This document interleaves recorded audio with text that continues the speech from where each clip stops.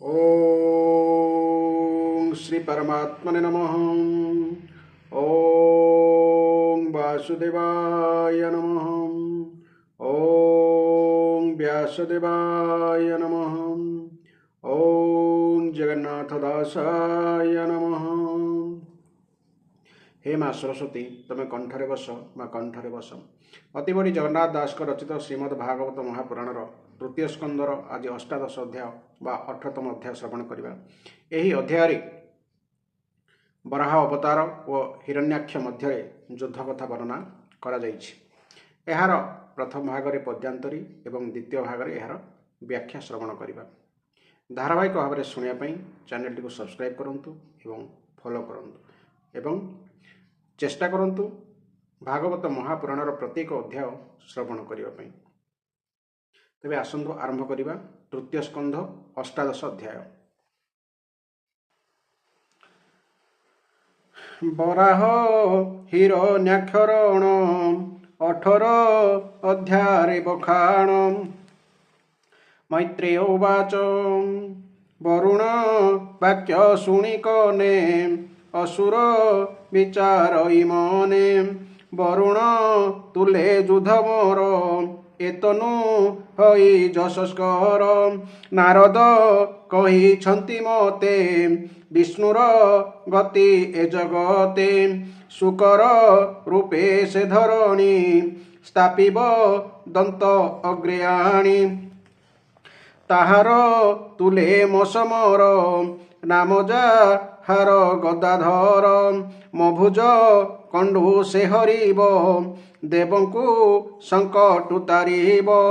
एमंत मने विचारिला तक्षणे पाताले पशिला। देखई गोविंदर गति दशन अग्रे वसुमती। आदित्य प्राय तेज देखी भयेबु जिला बेनियाखी। पुणिक्षणके चक्षु फेई विष्णु को देखी विचारई। नारद वाक्य जेबे सत्य मोहिदे खई विपरीत। ए मृग कानन गोचर पंकेदु शीत ए सुकर। एमंत बोलीण हसिला बराह निकट को गला। बोलेसु कर मुख चाही दशनु बेगे थुओ मोही। पाताल लोकंकु मेदिनी पूर्वे दे इछि पद्मजोनी।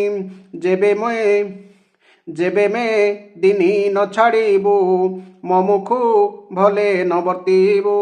सुर धम तु बोलाऊ जेणुसु कर रूप बहु। मररी पुंक शुभ चिंती तु बहु सुकर आकृति। रेमूढ़ शुण म उत्तर आंभर हस्ते मृत्युतर। मायारे मारु तु असुर कपट धर्म ए तोहर। आजि तो संहार करिबी सुहृद शोक निबारिबी। तोरम हर गदा जोधे त्रिदशे देखंतु आनंदी। तोर मूर्धनि गदाघाते बेगे उड़िब महाबाते। बलिह रंती जेते देवे तोहर मरण देखिबे। मूल भी नासे वृक्ष जेने त्रिदशे होइब तेसने। एमंत असुरर बाणी शुणिन कंपिला धरणी। गोविंद देखी भूमि भय जळु उठिले महाकाय। बराह रूपी कोप मने मर्म प्रहारे हस्ति जेने।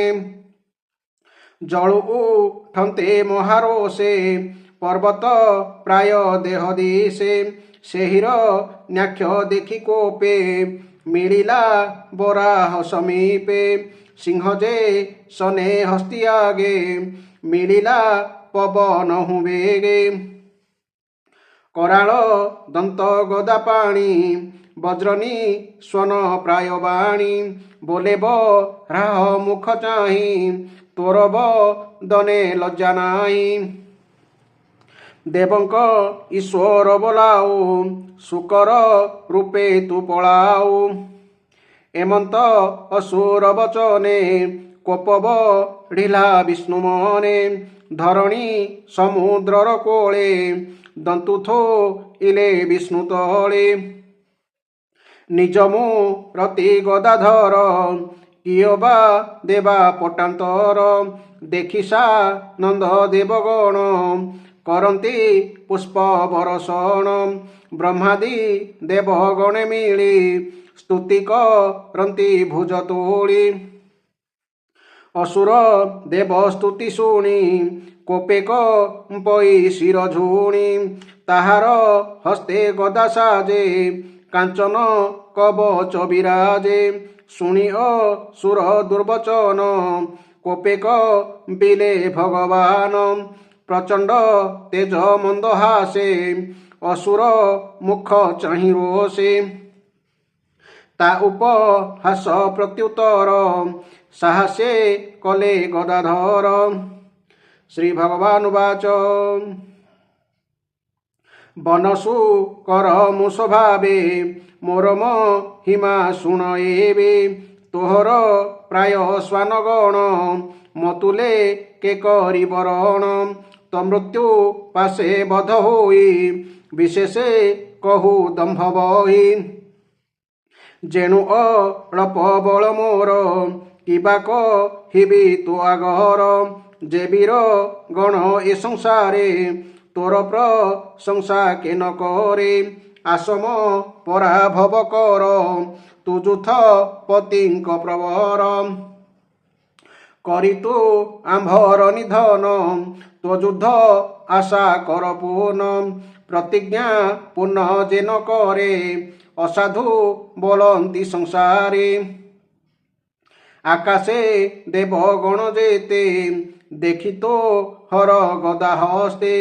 ଆକାଶ ଛାଡ଼ି ପଳାଇଲେ ମୋହର ସମୀପେ ମିଳିଲେ।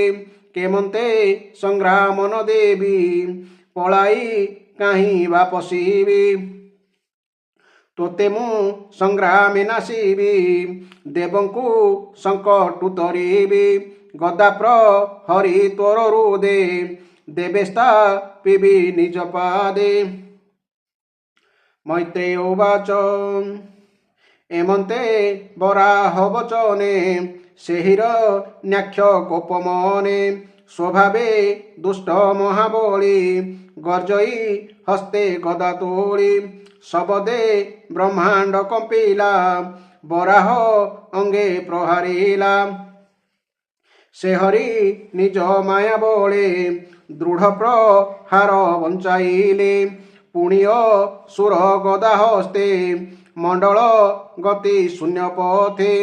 ଗଦା ବୁଲାଇ ଅତି ରୋଷେ ପିଟିଲା ବିଷ୍ଣୁ ପୃଷ୍ଠ ଦେଶେ। ଶୁଭିଲା ବଜ୍ର ଘଡ଼ଘଡ଼ି ଅଧର ଦଶନେ କାମୋଡ଼ି। ସେ ଗଦା ବଞ୍ଚାଇ ମୁରାରି ଦକ୍ଷିଣ ଭୁଜେ ଗଦା ଧରି। ପିଟିଲେ ଅସୁରର ମୁଣ୍ଡେ ବଜ୍ର ଯେ ସନେ ଗିରି ଖଣ୍ଡେ। ଏମନ୍ତେ ହରି ହିରଣ୍ୟାକ୍ଷ ସମରେ ବେନି ଜନଦକ୍ଷ। ବେନି ଶରୀରେ ଗଦାଘାତ ଶୁଭଇ ଯେହ୍ନେ ବଜ୍ରପାତ।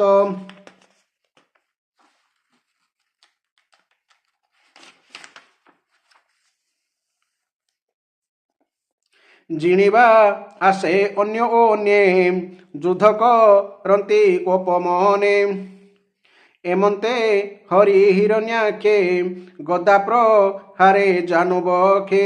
ଫାଟିବ ହୋଇ ଶୁଣିଧାର ବିଶେଷେ ଯୁଦ୍ଧ ମହାଘୋର।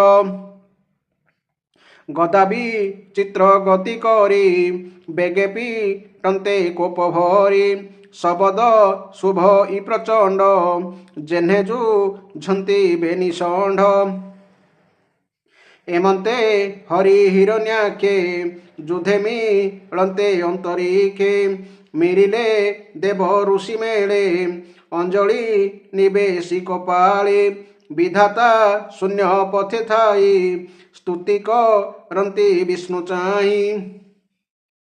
ब्रह्मा उवाच हे देव देव तो चरण आम्भे जे पशिलु शरण गोरु ब्राह्मण देवंकर अनिष्ट कर यसुर निर्भये गदा घेनी करे যুদ্ধর অর্থে তিনি পুরে ভ্রমই এহু মহারোষে বারণ জেহ্নে নিরঙ্কুশে বারণ কইলে হস্তি সর্পর লাঞ্জ ধরি করে বালক জেহ্নে ক্রীড়া করে ଏହି ମାୟା ବି ଦୈତ୍ୟ ଘେନି କ୍ରୀଡ଼ାନ କର ଗଦା ପାଣି ଦିନକୁ ଦିନ ଏ ବଢ଼ନ୍ତେ କେ ସୁଖେ ଥିବ ଏ ଜଗତେ ଆସୁରୀ ବେଳା ପ୍ରାପ୍ତ ହୋଇ ଯାବତ ଏହି ନ ବଢ଼ଇ ତାବତ ନିଜ ମାୟା ବଳେ ଏ ଦୁଷ୍ଟ ନଷ୍ଟ କର ହେଳେ ଆମ୍ଭଙ୍କୁ ସଙ୍କଟ ଉଧର ଆମ୍ଭଙ୍କୁ ସଙ୍କଟ ଉଧର ଏହାର ପ୍ରାଣ ବେଗେ ହର ଦେଖ ଏ ସନ୍ଧ୍ୟା ବିଭାବରୀ ଏ ଭୂମି ଅନ୍ଧକାର କରି ବିଭାବରୀ ଅର୍ଥାତ୍ ରାତ୍ରି ଆସଇ ମହାଘୋର ରୂପେ ଭନାଥ ଦେଖ ତ ସମୀପେ ଆମ୍ଭ ବି ପକ୍ଷ ଦିତି ବଳା କିବା ତ ହର ବିଷ୍ଣୁ ଲୀଳା ବେଗେ ଅସୁର ଏବେ ମାର ଆମ୍ଭର ଜୟ ଉଦେକର ମୁହୂର୍ତ୍ତ ଅଭିଜିତ ନାମ ମୁହୂର୍ତ୍ତ ଅଭିଜିତ ନାମ ସର୍ବମଙ୍ଗଳ ଶୁଭଦାମ ଏ ଶୁଭ ବେଳେ ଚକ୍ରଧର ଆମ୍ଭଙ୍କୁ ସଙ୍କଟ ଉଧର ଏହାର ମୃତ୍ୟୁ ତୁ ସାକ୍ଷାତେ ଭାଗ୍ୟମୀ ଲୀଳା ତୁ ଅଗ୍ରତେ ଏମନ୍ତେ ଅସୁରର ଲକ୍ଷେ ଋଷି ଦେବତା ଅନ୍ତରିକ୍ଷେ ଅତି ବିକଳେ ସ୍ତୁତି କଲେ ବରାହ ରୂପୀ ପାଦ ତଳେ ସେ ଯଜ୍ଞ ବରାହ ଚରଣେ ସୁଜନେ ଚିନ୍ତନୁକ୍ଷଣେ ତୃତୀୟ ସ୍କନ୍ଧେ ହରିବାଣୀ ସନ୍ତୋଷ ଶ୍ରୁତି ପଥେ ଶୁଣି ହରିଚରଣେ କରିଆସ କହଇ ଜଗନ୍ନାଥ ଦାସ ଇତି ଶ୍ରୀମଦ୍ଭାଗବତେ ମହାପୁରାଣେ ପରମହଂସ ସଂହିତାୟାଂ ତୃତୀୟ ସ୍କନ୍ଧେ ହରିହିରଣ୍ୟାକ୍ଷ ଯୁଦ୍ଧଂ ନାମ ଅଷ୍ଟଦଶ ଅଧ୍ୟାୟ।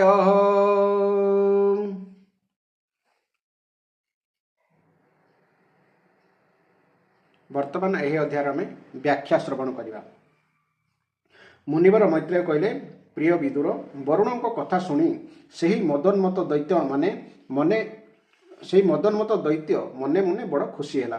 ତୁ ତାଙ୍କରି ହାତରେ ମରିବୁ ବୋଲି ବରୁଣ କହିଥିବା କଥା ପ୍ରତି କୌଣସି ଧ୍ୟାନ ନ ଦେଇ ଏବଂ ନାରଦଙ୍କ ଠାରୁ ଭଗବାନ କେଉଁଠି ଅଛନ୍ତି ତାହା ଜାଣିବାକୁ ପାଇ ସେ ତୁରନ୍ତ ଯାଇ ରସାତଳରେ ଶ୍ରୀହରିଙ୍କ ନିକଟରେ ପହଞ୍ଚିଗଲା।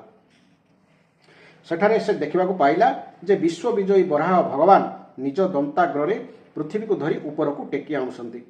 ଭଗବାନ ତାହାଙ୍କର ଉଜ୍ଜଳ ରକ୍ତିମ ନେତ୍ରର ଜ୍ୟୋତିରେ ଦୈତ୍ୟର ତେଜକୁ ହରଣ କରି ନେଉଥିଲେ। ତାଙ୍କୁ ଦେଖି ଦୈତ୍ୟ ହସି ଉଠିଲା ଏବଂ କହିଲା, ଆରେ ଏ ଜଙ୍ଗଲୀ ପଶୁଟା ପାଣି ଭିତରକୁ କିପରି ପଶି ଆସିଲା? ତାପରେ ସେ ବରାହ ଭଗବାନଙ୍କୁ କହିଲା, ଆରେ ମୂର୍ଖ, ଏଠିକି ଆ, ଏ ପୃଥିବୀକୁ ଛାଡ଼ିଦେ। ବିଶ୍ୱ ବିଧାତା ବ୍ରହ୍ମା ଏହାକୁ ଆମ ରସାତଳବାସୀଙ୍କୁ ଦେଇଛନ୍ତି। ହେ ବରାହ ରୂପଧାରୀ ସୁରାଧମ, ମୁଁ ଦେଖୁ ଦେଖୁ ତୁ ଏହାକୁ ଅବାଧରେ ନେଇ ପଳାଇ ଯାଇପାରିବୁ ନାହିଁ। ତୁ ମାୟାରେ ଲୁଚି ଛପି ଆସି ଦୈତ୍ୟମାନଙ୍କୁ ଜିତି ଯାଇ ମାରିଦେଉଛୁ। ଏପରି ଆମକୁ ନାଶ କରିବା ପାଇଁ ଆମ ଶତ୍ରୁମାନେ ତୋତେ ପଶି ପାଳି ରଖିଛନ୍ତି ନା କ'ଣ? ମୂଢ଼, ଯୋଗମାୟା ହିଁ ତ ତୋର ବଳ। ତୋଠାରେ ଆଉ କି ବା ପୁରୁଷାର୍ଥ ଅଛି? ମୁଁ ତୋତେ ଆଜି ନିଃଶେଷ କରିଦେଇ ମୋ ଭାଇମାନଙ୍କର ଶୋକ ଦୂର କରିବି। ମୋର ନିକ୍ଷିପ୍ତ ଗଦାର ଆଘାତରେ ତୋର ଯେତେବେଳେ ମୁଣ୍ଡ ଫାଟିଯିବ ଓ ତୁ ମରିଯିବୁ, ସେତେବେଳେ ତୋତେ ପୂଜା ଆରାଧନା କରୁଥିବା ସବୁ ଦେବତା ଓ ଋଷି ମଧ୍ୟ ମୂଳ କଟିଯାଇଥିବା ଗଛ ପରି ଆପେ ଆପେ ନଷ୍ଟ ହୋଇଯିବେ। ହିରଣ୍ୟାକ୍ଷ ଏପରି ଦୁର୍ବଚନ ରୂପୀ ବାଣରେ ଭଗବାନଙ୍କୁ ବିଦ୍ଧ କରୁଥାଏ, କିନ୍ତୁ ନିଜ ଦାନ୍ତରେ ଟେକି ଧରିଥିବା ପୃଥିବୀ ଭୟଭୀତ ହୋଇଯାଉଥିବା ଦେଖି ଭଗବାନ ତାର ବାକ୍ୟଘାତ ସହିଗଲେ ଏବଂ କୁମ୍ଭୀର କାମୁଡ଼ି ଗୋଡ଼ାଉଥିଲେ ମଧ୍ୟ ଗଜରା ଯେପରି ହସ୍ତିନୀମାନଙ୍କୁ ସଙ୍ଗରେ ଧରି ଜଳରୁ ବାହାରି ଆସେ, ବରାହ ଭଗବାନ ସେହିପରି ପୃଥିବୀକୁ ଘେନି ଜଳରୁ ବାହାରି ଆସିଲେ।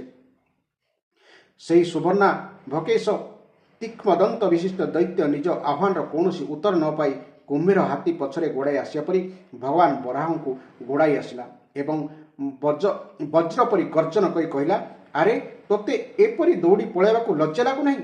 ସତରେ କହନ୍ତି, ଅସତ୍ ଲୋକଙ୍କ ନିମନ୍ତେ ଅକରଣୀୟ ବୋଲି କ'ଣ ଅଛି? ଭଗବାନ ପୃଥିବୀକୁ ନେଇଯାଇ ଜଳ ଉପରେ ଉପଯୁକ୍ତ ସ୍ଥାନରେ ସ୍ଥିର କରି ରଖିଦେଲେ ଏବଂ ସେଥିରେ ନିଜର ଆଧାର ଶକ୍ତି ସଞ୍ଚାର କରିଦେଲେ। ସେତେବେଳେ ହିରଣ୍ୟାକ୍ଷ ଆଗରେ ହିଁ ବ୍ରହ୍ମା ପ୍ରଭୁଙ୍କୁ ସ୍ତୁତି କଲେ ଏବଂ ଦେବତାମାନେ ପୁଷ୍ପବୃଷ୍ଟି କଲେ। ତାପରେ ଶ୍ରୀହରି ଏକ ବିରାଟ ଗଦା ଧରି ତାଙ୍କୁ ଗୋଡ଼ାଇ ଆସିଥିବା ହିରଣ୍ୟାକ୍ଷର ସମ୍ମୁଖୀନ ହେଲେ। ହିରଣ୍ୟାକ୍ଷ ସୁବର୍ଣ୍ଣ ଆଭୂଷଣ ଏବଂ ଅଦ୍ଭୁତ କବଚ ଧାରଣ କରିଥାଏ। ସେ ବାରମ୍ବାର କଟୁବାଣୀ ଶୁଣାଇ ପ୍ରଭୁଙ୍କୁ ମର୍ମାହତ କରୁଥାଏ। ତାଙ୍କୁ ଚାହିଁ ପ୍ରଭୁଙ୍କ ମନରେ ପ୍ରଚଣ୍ଡ କ୍ରୋଧ ଜାତ ହେଲା। ତଥାପି ସେ ହସି ହସି ତାକୁ କହିଲେ, ଭଗବାନ କହିଲେ, ଆରେ ହଁ ସତରେ ମୁଁ ଗୋଟାଏ ଜଙ୍ଗଲୀ ଜୀବ। ମୁଁ ତୋ ପରି ଗ୍ରାମ ସିଂହ ବା କୁକୁରକୁ ଖୋଜି ବୁଲୁଛି। ରେ ଦୁଷ୍ଟ, ବୀର ପୁରୁଷମାନେ ତୋ ପରି ମରଣ ପାଶରେ ବନ୍ଧା ହୋଇଥିବା ଅଭାଗା ଜୀବମାନଙ୍କର ଆତ୍ମଶ୍ଳାଘା ପ୍ରତି ଧ୍ୟାନ ଦିଅନ୍ତି ନାହିଁ। ହଁ ତୁ ଠିକ୍ କହିଛୁ। ରସାତଳବାସୀମାନଙ୍କ ପାଖରେ ଥିବା ଅମାନତକୁ ଚୋରାଇ ଆଣି ତୋର ଗଦା ଭୟରେ ମୁଁ ନିର୍ଲଜ ପରି ଏଠିକି ଧାଇଁ ଆସିଛି। ମୋ ପାଖରେ ବା କେଉଁ ସାମର୍ଥ୍ୟ ଅଛି ଯେ ତୋ ପରି ଅଦ୍ୱିତୀୟ ବୀର ସହିତ ଯୁଦ୍ଧ କରିପାରିବି? ତଥାପି ପଳାଇବାକୁ ଚାହିଁଲେ ବି ଯିବି କୁଆଡ଼େ? ତେଣୁ ଯାହା ହେଉ, ମୁଁ କୌଣସି ପ୍ରକାରେ ତୋ ଆଗରେ ସାହସ ବାନ୍ଧି ଠିଆ ହୋଇଛି। ତୁ ହେଉଛୁ ପଦାତିକ ବୀରମାନଙ୍କର ସର୍ଦ୍ଦାର। ତେଣୁ ନିର୍ଭୟରେ ନିଶ୍ଚିନ୍ତ ହୋଇ ମୋତେ ମାରିବାକୁ ଉଦ୍ୟମ କର ଏବଂ ମୋତେ ମାରିଦେଇ ତୋ ଭାଇ ବନ୍ଧୁକୁ ଆଖି ଲୁହ ପୋଛିଦେ। ଏ କାମରେ ଆଉ ଡେରି କରନା। ଯେ ନିଜର ପ୍ରତିଜ୍ଞା ପାଳନ କରେ ନାହିଁ, ସେ ଗୋଟାଏ ଅସଭ୍ୟ। ସେ ଭଲ ଲୋକଙ୍କ ଗହଣରେ ବସିବାକୁ ଅଯୋଗ୍ୟ। ମୁନିବର ମୈତ୍ରେୟ କହିଲେ, ହେ ବିଦୁର, ଭଗବାନ ରୋଷଭର ହୋଇ ସେହି ଦୈତ୍ୟକୁ ଏପରି ବ୍ୟଙ୍ଗ ଉକ୍ତିରେ ଉପହାସ ଓ ନିନ୍ଦା କରିବାରୁ ସାପକୁ ଖେଳାଇଲେ ସେ ଯେପରି ଫଁ ହୁଏ, ଦୈତ୍ୟ ସେହିପରି କ୍ରୋଧରେ ଫଁ ହେବାକୁ ଲାଗିଲା। ସେ ଲମ୍ବା ନିଶ୍ୱାସ ମାରିଲା। ତାର ଇନ୍ଦ୍ରିୟମାନେ କ୍ରୋଧରେ କ୍ଷୁବ୍ଧ ହୋଇ ଉଠିଲେ ଏବଂ ସେହି ଦୁଷ୍ଟ ଦୈତ୍ୟ ଅତ୍ୟନ୍ତ କ୍ରୋଧର ସହିତ ଝପଟି ଆସି ଭଗବାନଙ୍କ ଉପରେ ଗଦା ପ୍ରହାର କଲା। ପ୍ରଭୁଙ୍କ ଛାତିକୁ ଲକ୍ଷ୍ୟ କରି ସେ ଗଦା ଚଳାଇଥିଲା, କିନ୍ତୁ ଭଗବାନ ଟିକିଏ ଘୁଞ୍ଚି ଯାଇ ଯୋଗସିଦ୍ଧ ପୁରୁଷ ନିଜକୁ ମୃତ୍ୟୁର ଆକ୍ରମଣ ରକ୍ଷା କଲାପରି ଗଦା ପ୍ରହାରରୁ ବର୍ତ୍ତିଗଲେ। ସେ କ୍ରୋଧରେ ଦାନ୍ତ ଚାପି ବାରମ୍ବାର ଗଦା ବୁଲାଇବାରୁ ଭଗବାନ କୁପିତ ହୋଇ ତା ଉପରକୁ ଝପଟି ପଡ଼ିଲେ। ହେ ସୌମ୍ୟ ସ୍ୱଭାବ ବିଦୁର, ଭଗବାନ ତାର ଡାହାଣ ଭ୍ରୁଲତା ଉପରେ ଗଦା ପ୍ରହାର କଲେ, କିନ୍ତୁ ଗଦା ଯୁଦ୍ଧରେ କୁଶଳ ହିରଣ୍ୟାକ୍ଷ ସେହି ପ୍ରହାରକୁ ନିଜ ଗଦାରେ ପ୍ରତିହତ କରି ବର୍ତ୍ତିଗଲା। ଏଥର ଏକ ଆରେକକୁ ଜୟ କରିବା ଇଚ୍ଛାରେ ଉଭୟ ହରି ଓ ହିରଣ୍ୟାକ୍ଷ ବିରାଟ ଗଦା ଧରି ପରସ୍ପରକୁ ପ୍ରହାର କଲେ। ଉଭୟଙ୍କ ଉପରେ ବିଜୟ ଲାଭ କରିବାର ସ୍ପର୍ଦ୍ଧା କରି ଭୟଙ୍କର ଯୁଦ୍ଧ କଲେ।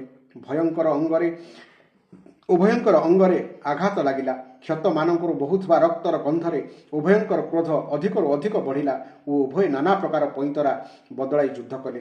ଏପରି ଭାବରେ ଗାଈ ବା ଋତୁମତୀ ଗାଈ ନିମନ୍ତେ ଲଢ଼ୁଥିବା ଦୁଇଟି ଷଣ୍ଢ ପରି ସେହି ଦୁଇ ଜଣଙ୍କ ମଧ୍ୟରେ ପରସ୍ପରକୁ ଜିତିବା ନିମନ୍ତେ ଅତ୍ୟନ୍ତ ରୋମହର୍ଷଣକାରୀ ଯୁଦ୍ଧ ଚାଲିଲା।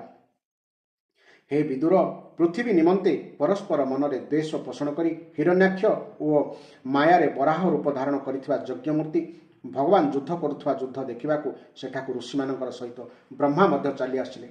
ବ୍ରହ୍ମାଙ୍କ ସଙ୍ଗରେ ହଜାର ଋଷି ଆସିଛନ୍ତି। ସେମାନେ ଯେତେବେଳେ ଦେଖିଲେ ଯେ ସେହି ଦୈତ୍ୟ ଜଣେ ପ୍ରକାଣ୍ଡ ଯୋଦ୍ଧା ଓ ତା ଭିତରେ ତିଳମାତ୍ର ଭୟ ନାହିଁ, ସେ ଯୁଦ୍ଧରେ ମୁକାବିଲା କରିବାକୁ ମଧ୍ୟ ସମର୍ଥ ଏବଂ ତାହାର ପରାକ୍ରମକୁ ଚୂର୍ଣ୍ଣ କରିପାରିବା ବଡ଼ କଠିନ, ସେତେବେଳେ ଆଦି ଶୁକର ରୂପ ନାରାୟଣଙ୍କୁ ବ୍ରହ୍ମା କହିଲେ, ହେ ଦେବ, ମୋ ଠାରୁ ବର ପାଇ ଏହି ଦୁଷ୍ଟ ଦୈତ୍ୟ ଅତି ଦୁର୍ଦ୍ଦାନ୍ତ ହୋଇଯାଇଛି। ବର୍ତ୍ତମାନ ଏ ଆପଣଙ୍କ ଚରଣରେ ଶରଣ ନେଇଥିବା ଦେବତା, ବ୍ରାହ୍ମଣ, ଗାଈ ତଥା ଅନ୍ୟ ନିରାପରାଧ ଜୀବମାନଙ୍କର ବହୁ କ୍ଷତି କରୁଛି ଓ ସେ ସମସ୍ତଙ୍କ ପାଇଁ ବଡ଼ ଦୁଃଖର ତଥା ଭୟର କାରଣ ହୋଇଯାଇଛି। ଏହାର ସମକକ୍ଷ ହେବା ଭଳି ଅନ୍ୟ କୌଣସି ଯୋଦ୍ଧା ନାହାନ୍ତି। ତେଣୁ ଏହି ମହାକଣ୍ଟକ ଦୈତ୍ୟ ନିଜ ସମକକ୍ଷ ବୀର ଖୋଜି ସକଳ ଲୋକରେ ବୁଲୁଛି। ଏହି ଦୁଷ୍ଟ ହେଉଛି ବଡ଼ ମାୟାବୀ, ଗର୍ବୀ ଓ ନିରଙ୍କୁଶ। ରାଗି ଯାଇଥିବା ସାପ ସହିତ ଛୋଟ ପିଲା ଖେଳିଲା ପରି ଆପଣ ଏହା ସହିତ ଖେଳନ୍ତୁ ନାହିଁ। हे ଦେବ, हे ଅଚ୍ୟୁତ, ଏହି ଦୈତ୍ୟର ଅନୁକୂଳ ସମୟ ଆସିଲେ ଏହାର ବଳ ବଢ଼ିଯିବ, ଏ ଆହୁରି ବଳବାନ ହୋଇଯିବ। ସେହି ସମୟ ଆସିବା ପୂର୍ବରୁ ଆପଣଙ୍କ ଯୋଗମାୟା ବଳରେ ଏ ପାପୀକୁ ମାରି ଦିଅନ୍ତୁ। ପ୍ରଭୁ ଦେଖନ୍ତୁ, ଭୟଙ୍କର ସନ୍ଧ୍ୟାକାଳ ମାଡ଼ି ଆସୁଛି। ସଂସାର ପକ୍ଷରେ ଏହା ଘୋର ବିନାଶକାରୀ। ହେ ସର୍ବାତ୍ମନ, ସେହି ସମୟ ଆସିବା ପୂର୍ବରୁ ଏହି ଅସୁରକୁ ମାରିଦେଇ ଦେବତାମାନଙ୍କୁ ବିଜୟ ପ୍ରଦାନ କରନ୍ତୁ। ବର୍ତ୍ତମାନ ଅଭିଜିତ ନାମକ ଶୁଭ ମୁହୂର୍ତ୍ତ ଯୋଗ ଆସିଗଲାଣି। ତେଣୁ ଆମ ଭଳି ସୁହୃଦମାନଙ୍କର ମଙ୍ଗଳ ନିମନ୍ତେ ଏହି ଦୁର୍ଜୟ ଦୈତ୍ୟକୁ ଶୀଘ୍ର ବିନାଶ କରନ୍ତୁ। ପ୍ରଭୁ ଆପଣଙ୍କ ହାତରେ ଏହାର ମୃତ୍ୟୁ ସୁନିଶ୍ଚିତ। ଆମର ବଡ଼ ସୌଭାଗ୍ୟ ଯେ ଏ ସ୍ୱୟଂ ଆସି କାଳରୂପୀ ଆପଣଙ୍କ ପାଖରେ ପହଞ୍ଚି ଯାଇଛି। ଆପଣ ଏଥର ଆପଣା ପରାକ୍ରମରେ ଏହାକୁ ବଧ କରି ସମସ୍ତ ଭୁବନକୁ ଶାନ୍ତି ପ୍ରଦାନ କରନ୍ତୁ। ଏହି ଥିଲା ଏହି ଅଧ୍ୟାୟର ସୁନ୍ଦର ବ୍ୟାଖ୍ୟା। ଭଗବାନଙ୍କର 24 ଅବତାରରେ ବରାହ ଅବତାର ଗୋଟିଏ। ସେହି ବରାହ ଅବତାରରେ ହିଁ ଭଗବାନ ଦନ୍ତ୍ୟାଗ୍ରରେ ବା ଦନ୍ତର ଅଗ୍ରରେ ପୃଥିବୀକୁ ଜଳ ମଧ୍ୟରୁ ଉଦ୍ଧାର କରିଥିଲେ ଏବଂ ସେହି ସମୟରେ ହିଁ ସେ ହିରଣ୍ୟାକ୍ଷକୁ ବଧ କରିଥିଲେ। ହିରଣ୍ୟାକ୍ଷ ହେଉଛି ହିରଣ୍ୟକଶିପୁର ଭାଇ। ଯେହେତୁ ନିଜ ଭାଇକୁ ଭଗବାନ ଶ୍ରୀହରି ମାରିଥିଲେ, ତେଣୁ ହିରଣ୍ୟକଶିପୁ ସହିତ ଭଗବାନଙ୍କର ଶତ୍ରୁତା ବଢ଼ିଯାଇଥିଲା। ଏହି ଥିଲା ଏହି ସୁନ୍ଦର ବ୍ୟାଖ୍ୟା। ଆପଣମାନେ ଧାରାବାହିକ ଭାବରେ ଶୁଣିବା ପାଇଁ ଚ୍ୟାନେଲଟିକୁ ସବସ୍କ୍ରାଇବ୍ କରନ୍ତୁ, ଶୁଣନ୍ତୁ ଏବଂ ଶୁଣାନ୍ତୁ। ଯେଉଁ ବାପା ମା' ମାନେ ରୋଗଗ୍ରସ୍ତ ହୋଇ ଜରାଜୀର୍ଣ୍ଣ ଅବସ୍ଥାରେ ଶଯ୍ୟାରେ ଶୋଇ ରହିଛନ୍ତି, ତାଙ୍କୁ ଏହି ଭାଗବତ ମହାପୁରାଣ ପ୍ରତ୍ୟେକ ଦିନ ଗୋଟିଏ ଗୋଟିଏ ଅଧ୍ୟାୟ ଶୁଣାନ୍ତୁ। ଫଳରେ ସେମାନଙ୍କର ପାପ କ୍ଷୟ ହେବା ସହିତ ଭଗବାନ ପ୍ରତି ତାଙ୍କର ଭକ୍ତି ଓ ଆକର୍ଷଣ ବଢ଼ିବ। ଜୟ ଜଗନ୍ନାଥ, ଜୟ ଜଗନ୍ନାଥ, ଜୟ ଜଗନ୍ନାଥ।